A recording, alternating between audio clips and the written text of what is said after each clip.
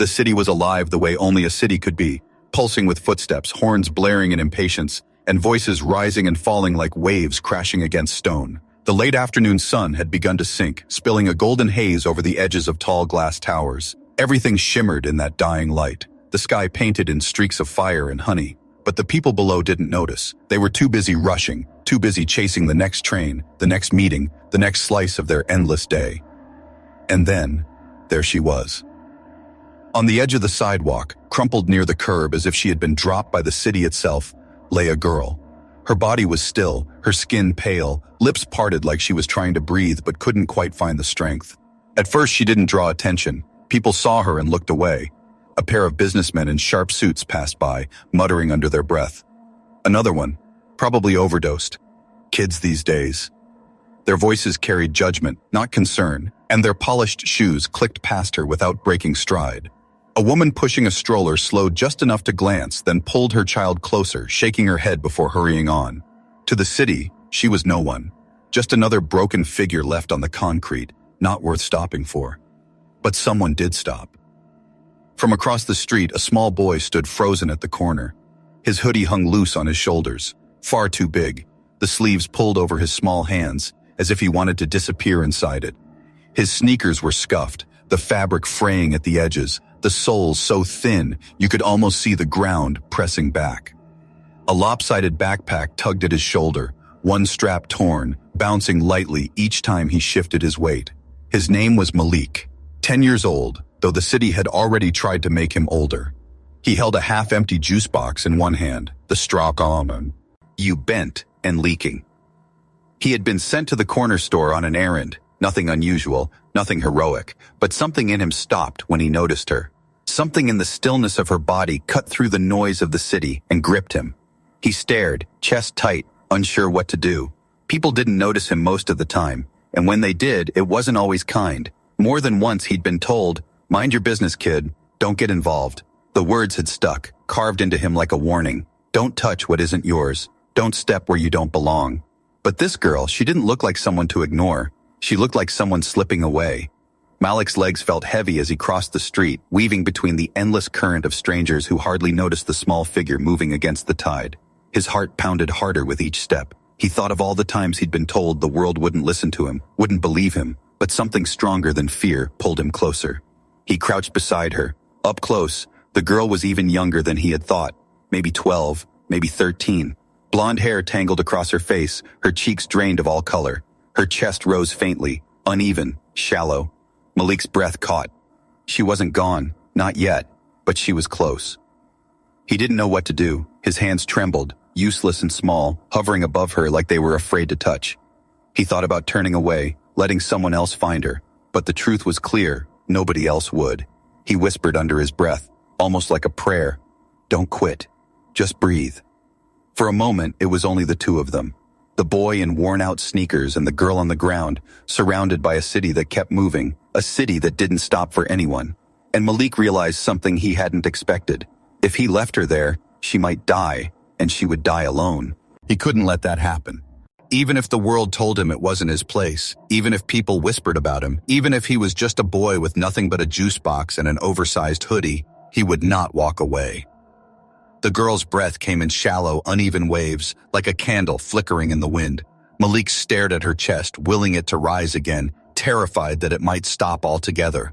Around him, the city kept rushing. A man stepped over them without so much as a glance, muttering into his Bluetooth earpiece about a meeting he was already late for. A group of teenagers walked by, laughing too loudly, not even slowing down when one of them nearly tripped over her outstretched arm. To everyone else, she was invisible. But not to him.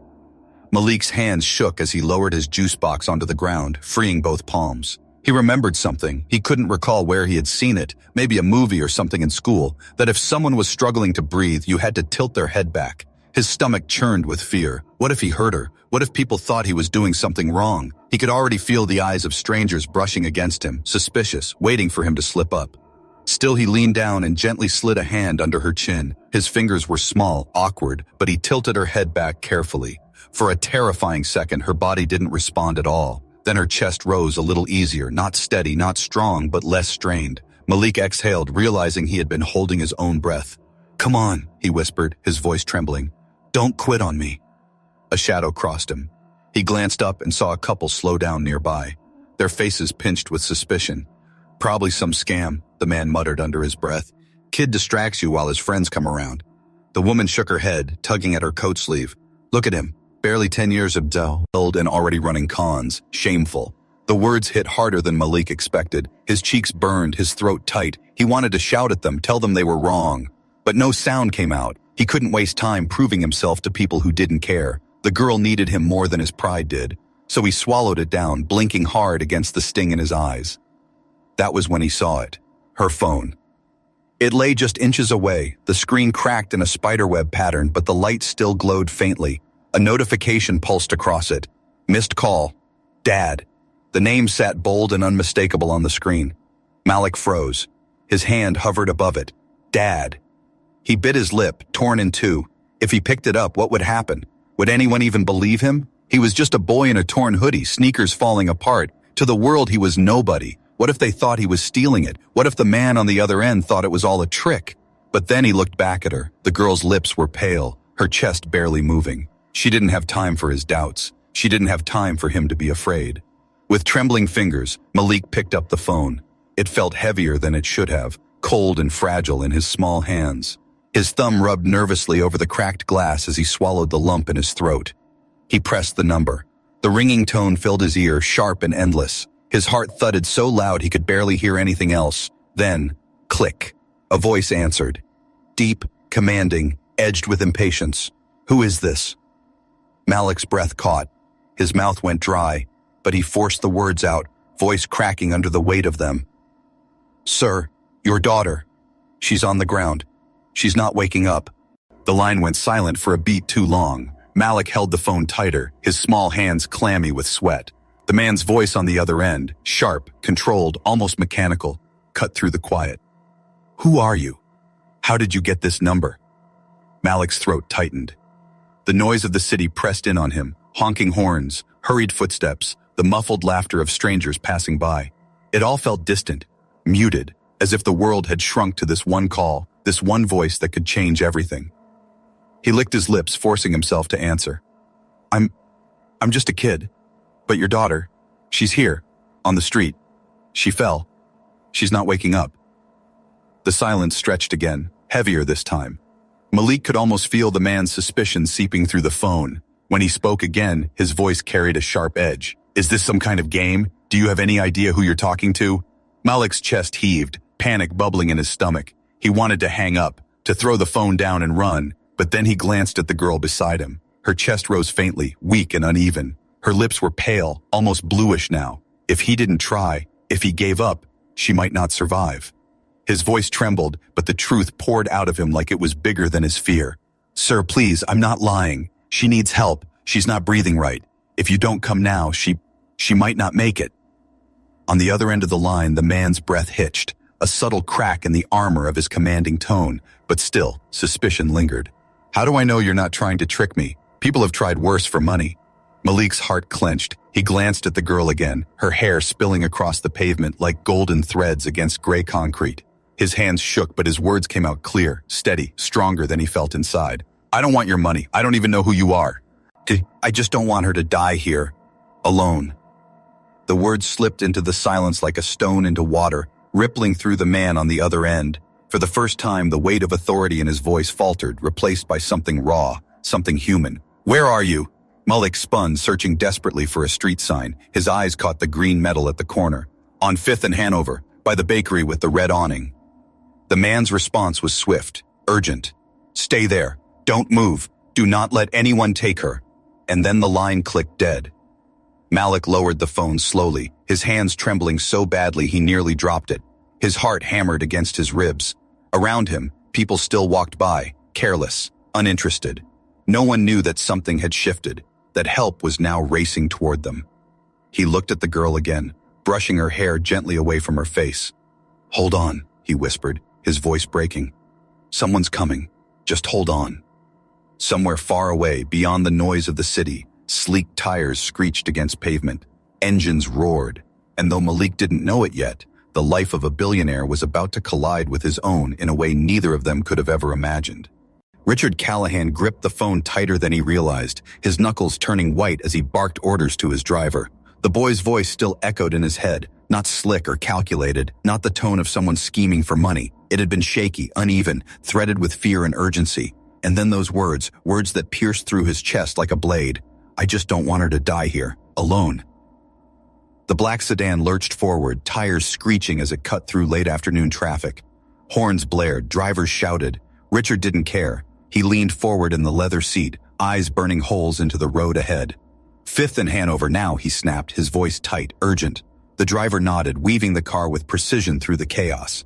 Bodyguards in the front seat exchanged looks. They had seen Richard angry, ruthless, commanding, but this was different. His sharp composure had cracked. His jaw was clenched, but his eyes carried something they rarely saw in the billionaire: fear. He tried to push it back, to bury it under reason. He told himself he had no proof. The call could have been fake, a cruel setup. But no, there had been something in the boy's voice. He couldn't shake it, a desperation that could not be manufactured. Richard's mind spun with questions he couldn't answer. Why would a child call him? How did his daughter's phone end up in this boy's hands? What if it was true? His chest tightened as an image of his daughter, Emily, flashed in his mind. 12 years old, stubborn in the sweetest way, with that bright, defiant smile she had inherited from her late mother. He remembered their last conversation, words spoken too quickly, dismissed with a distracted nod while he typed an email. He hadn't even looked at her properly that morning. Now, the thought of never seeing her again clawed at him with a force he couldn't sue. Entrol.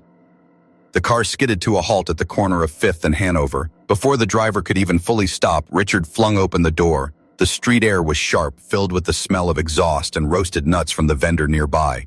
People turned, whispering, recognizing him instantly, the billionaire stepping out of his armored sedan, flanked by guards in black suits.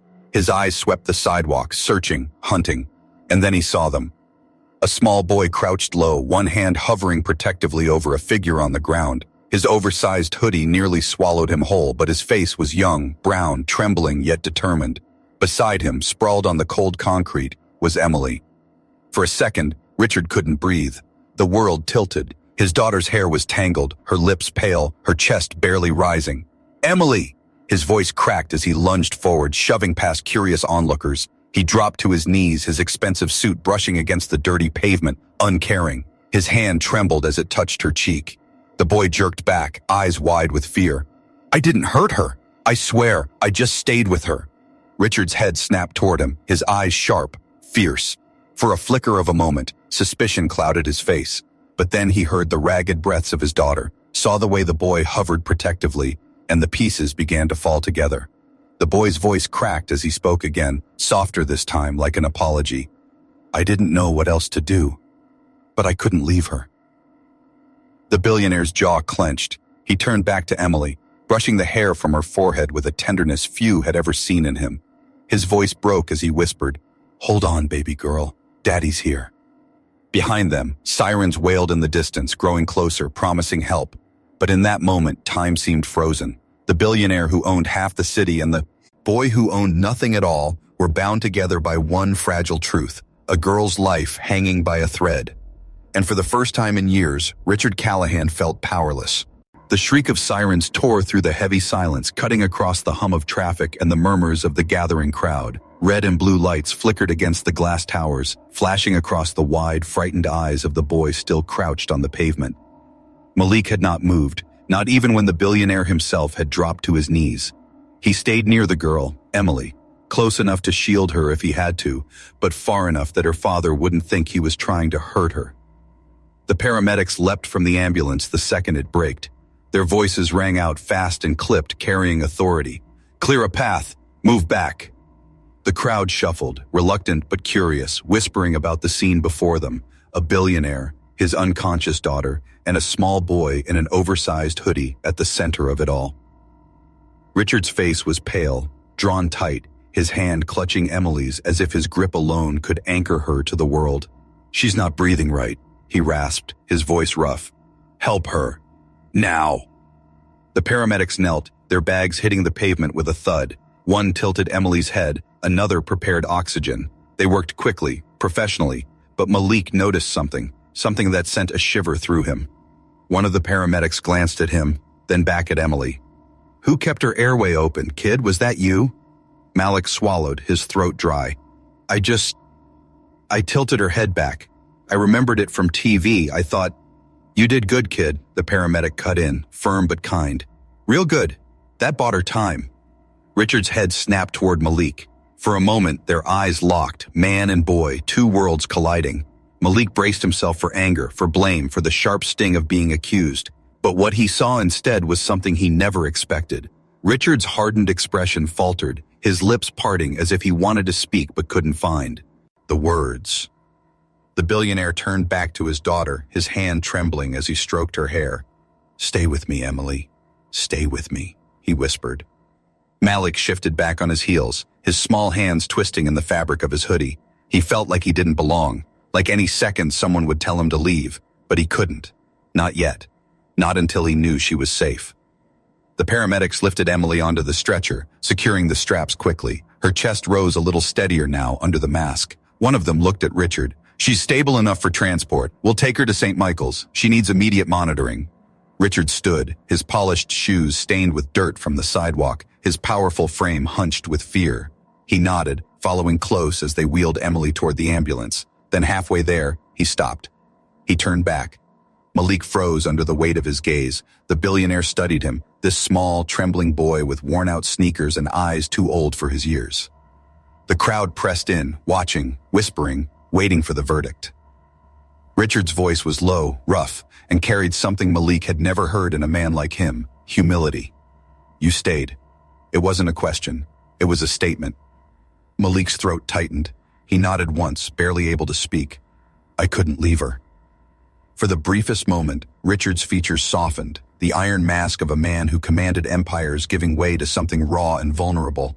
But then the paramedic shouted for him, and the moment snapped. He turned, climbing into the ambulance beside his daughter, the doors slamming shut behind him.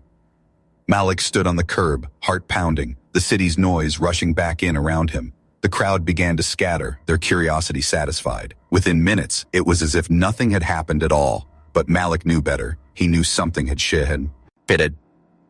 For one fleeting moment, a boy with nothing and a man with everything had met on the same ground, and neither of them would ever be the same again.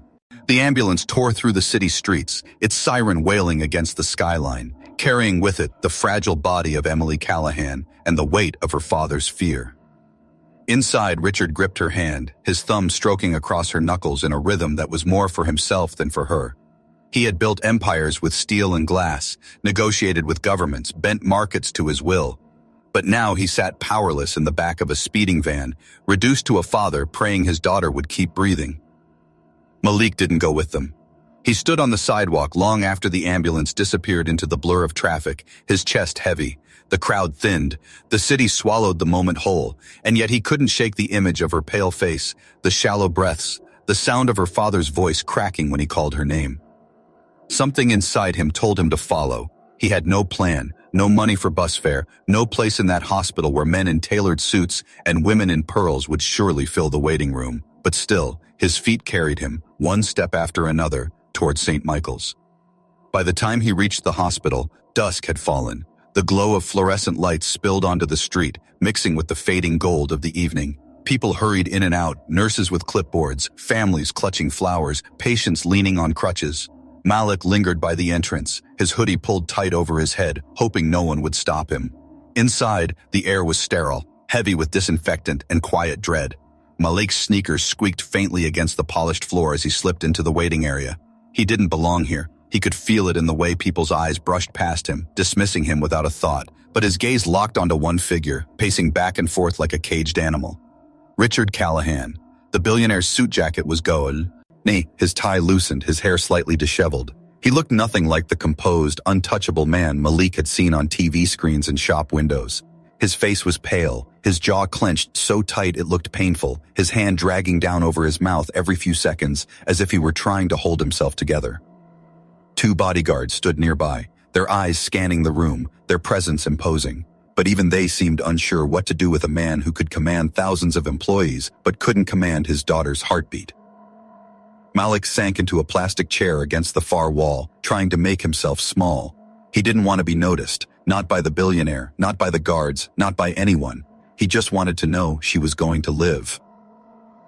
Minutes stretched into an hour. The air felt thick, like every breath carried the weight of suspense. Malik stared at the linoleum floor, his leg bouncing nervously. He thought of his own mother, who always said the world didn't stop for anyone. Not for kids like him, not for people without power. Yet here in this waiting room, it felt like time had frozen. Finally, the doctor appeared, a tall man in scrubs, his expression calm but firm. The room seemed to exhale as he approached Richard. "She's stable," the doctor said. "If someone hadn't acted quickly to open her airway, we might be having a very different conversation right now. Whoever stayed with her made the difference." Richard's body sagged, the tension in his shoulders collapsing like a fortress crumbling. Relief broke across his face, raw and unguarded. He pressed a hand over his mouth, eyes glistening, his composure cracking in full view of everyone. Malik's breath caught, his heart thudded in his chest. Whoever stayed with her made the difference. He wanted to shrink deeper into his chair, vanish into the wall. But a part of him knew the billionaire would find out. Richard turned slowly, scanning the room as though searching for an answer. His gaze swept past strangers, past nurses, past his own men, and landed at last on the boy in the hoodie. Malik froze. For the first time in his life, the eyes of a billionaire met his, not with suspicion this time, but with something else, something Malik didn't recognize yet, but felt deep in his bones. And in that stillness, as machines beeped faintly behind closed doors and the world outside kept spinning, two lives from opposite ends of the city locked together, bound by a single fragile breath that refused to give up. Richard's eyes did not leave him. The waiting room, once a blur of footsteps and murmurs, seemed to quiet, as if the air itself had paused between them. Malik shifted in his chair, pulling his hoodie tighter, wishing he could disappear. But it was too late. He had been seen. The billionaire started toward him, each step deliberate, his polished shoes clicking against the floor. His bodyguards stirred as if to follow, but Richard lifted a hand, halting them. This moment was his alone. Malik's stomach knotted. Every instinct screamed at him to run, to vanish back into the city where no one knew his name, but his legs wouldn't move. He stayed rooted, heart hammering, until Richard stopped in front of him. Up close, the man was even taller, broader, his presence filling the space. Yet his face, usually carved from stone in photographs and television appearances, was cracked now, raw with sleepless fear. His voice, when it came, was low and rough. "It was you." Malik swallowed hard, his throat dry. I didn't do much. I just stayed." Richard studied him for a long moment, his gaze searching, as though trying to make sense of the boy in front of him. Malik fidgeted under the weight of it, fingers twisting at the hem of his sleeve. The billionaire lowered himself into the chair beside him. It creaked under his weight, an ordinary sound that felt strangely intimate for a man used to boardrooms and penthouses. For a moment he said nothing, then almost in a whisper, "They told me. If someone hadn't opened her airway, she wouldn't have made it to the hospital." Malik's eyes dropped to the floor. "I remembered it from TV. I didn't want to mess it up, but she looked like she couldn't breathe. I couldn't just walk away." The words tumbled out, quiet and halting but true. His hands trembled, not from fear of Richard anymore, but from the memory of that moment, her stillness, the crowd's indifference, the weight of knowing she might die there. Richard turned his head, studying the boy's small frame, the worn sneakers, the oversized hoodie. His own daughter's life, his entire world, had hung in the balance, and this child had carried it. He exhaled shakily, pressing his palms together as if in prayer.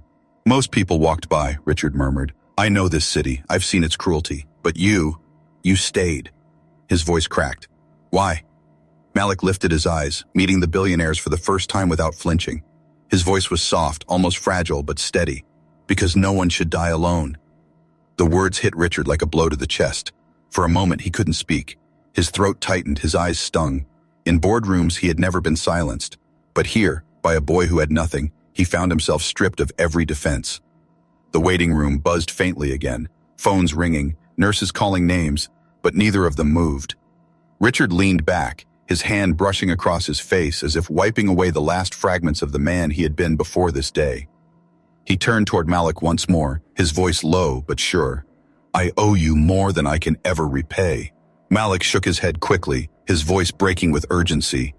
"I don't want anything. I just wanted her to be okay. And for the first time in a very long time, Richard Callahan, billionaire, titan, untouchable, felt the sharp, humbling weight of gratitude. He extended a hand toward the boy, not as a transaction, not as a bargain, but as a man reaching for the only person who had been there when it mattered most. Malik hesitated, then slowly placed his small hand in Richard's. Their grip was uneven, one hand calloused and worn, the other powerful but trembling, and yet, in that fragile shake, something unspoken passed between them. Not a deal, not charity, something closer to a promise, and though neither of them knew it yet, that promise would change both their lives forever. The steady beep, beep, beep of the heart monitor filled the hospital room, a fragile rhythm that tethered Emily Callahan to the world. Pale curtains swayed faintly from the draft of the air vent, and the dim lamplight softened the sterile edges of the space.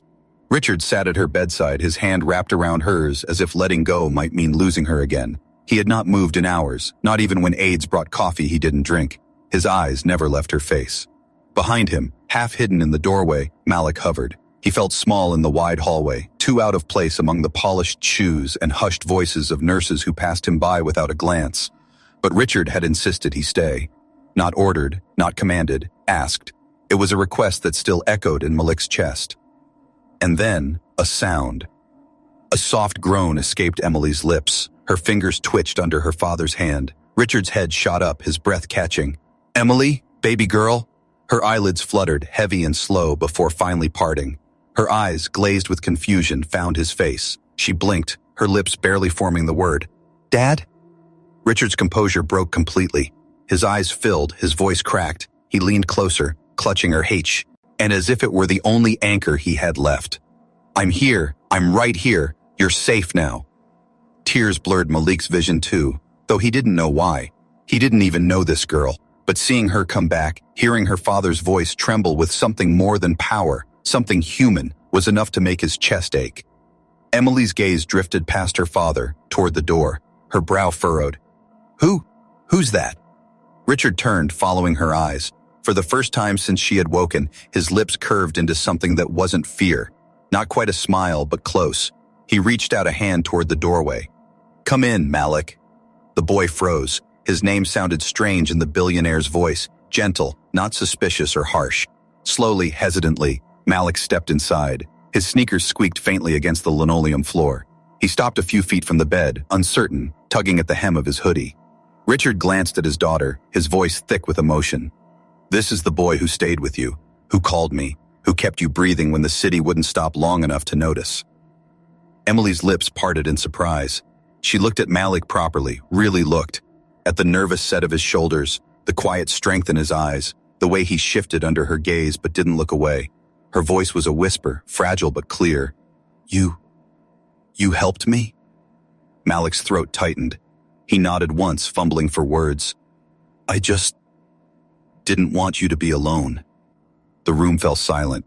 Richard's eyes closed briefly, as if the words themselves were too much, reopening them only to stare at Malik with a gaze the boy couldn't decipher. Part gratitude, part wonder, part something else entirely.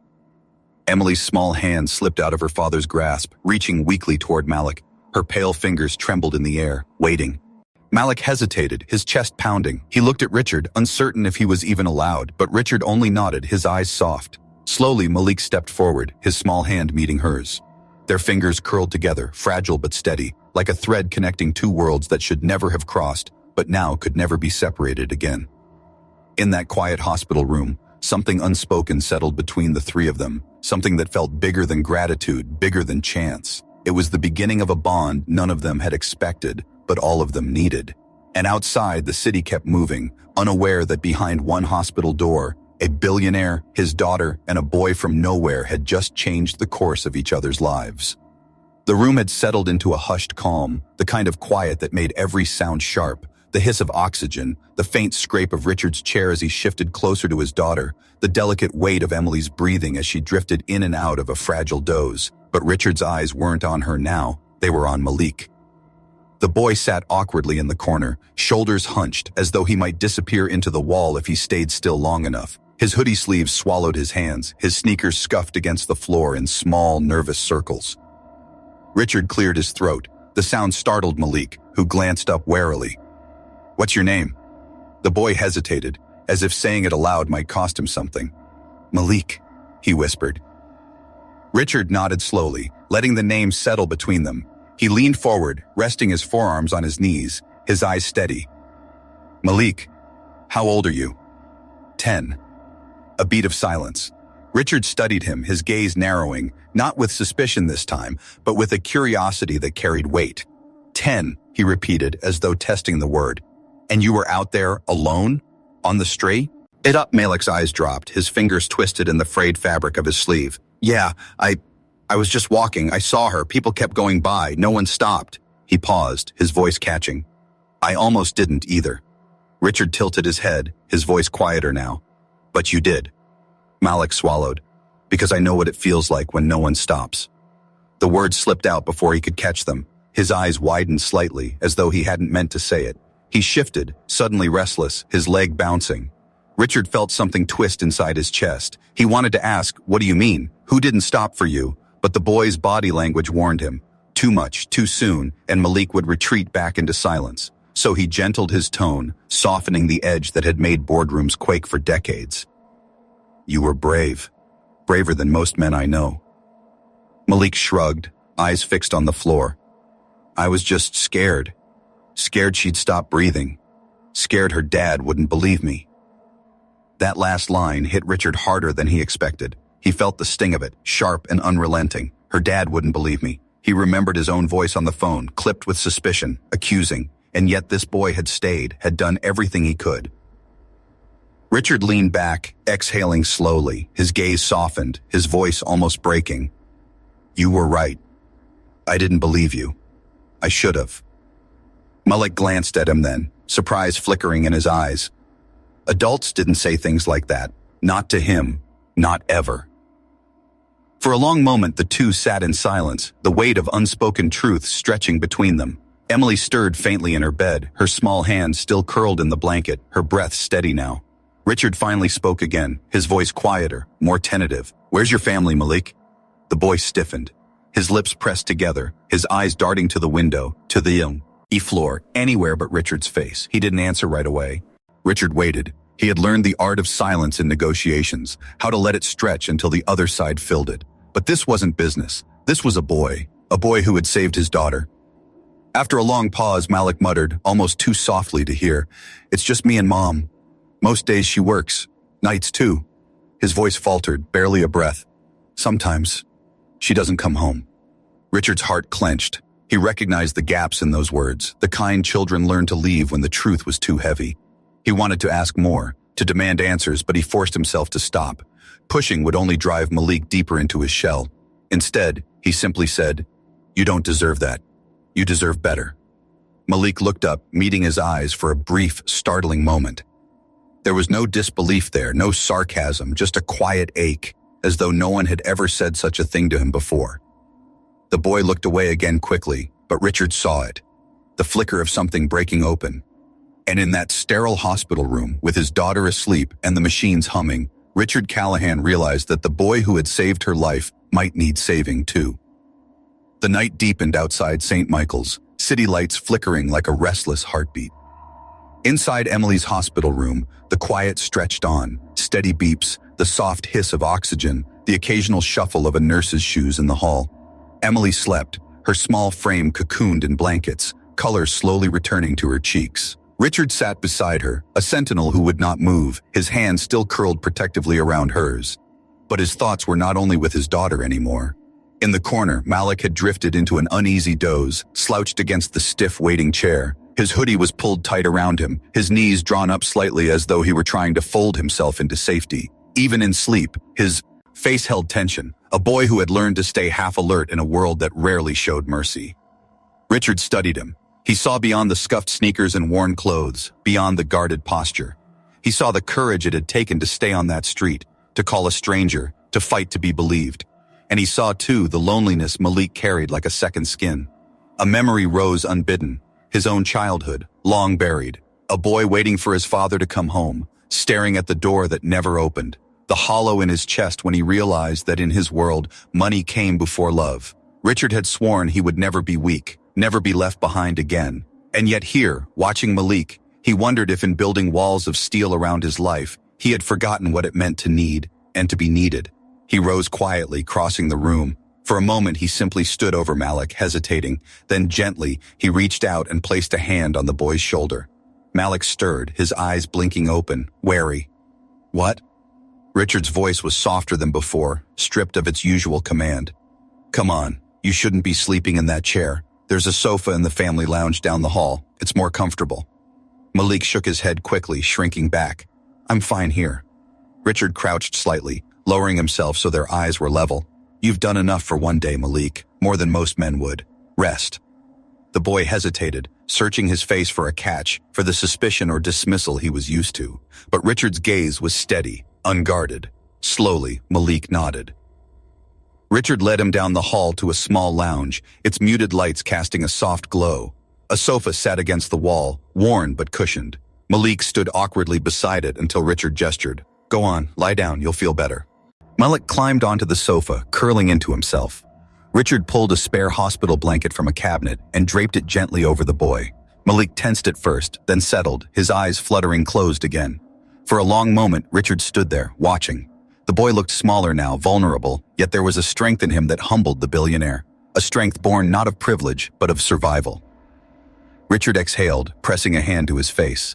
The day had taken everything out of him, stripped him bare, but it had also given him something unexpected, a threat he couldn't ignore. As he turned back toward Emily's room, his thoughts lingered on Malik. The boy had saved his daughter. That alone was enough to bind them. But it was more than that. Richard could feel it in his chest, deep and insistent. Malik wasn't just passing through his life. He was meant to stay. And though Richard didn't yet know how, he made a quiet vow as he walked back into his daughter's room. He would not fail this boy the way the world already had. Not if he could help it.